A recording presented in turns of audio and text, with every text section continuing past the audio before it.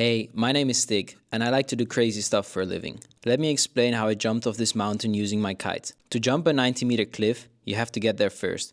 So Andy, the drone pilot, Henry and myself hiked up to the top. We got there after about 20 minutes. Now the real work starts. I had to go and find the perfect takeoff spot.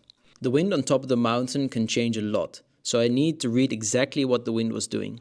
This is where my paragliding skills really helped. I needed enough space and clean wind to safely set up and launch my kite.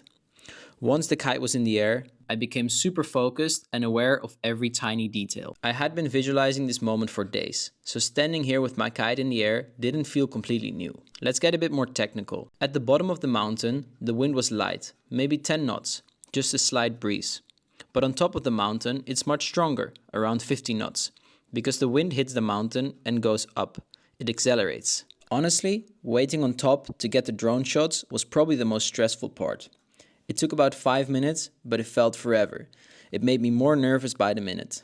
So, how do you actually go down? I build up some speed by running straight into the wind and putting my board on mid-air. At this point, I'm basically paragliding, but with gear that's not made for it. But here's the thing. My kite is much smaller than a paraglider, and my lines are much longer, so it doesn't lift me enough to stay in the air. My body weight wants to go down, my kite wants to go forward. And because I'm moving faster than the wind hitting the mountain, I'm actually flying backwards into the wind. At this point, I'm flying with about 40 kilometers per hour into the wind.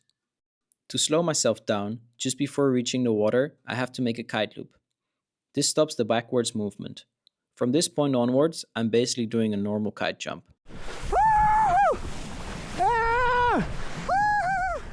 This was for educational purpose only.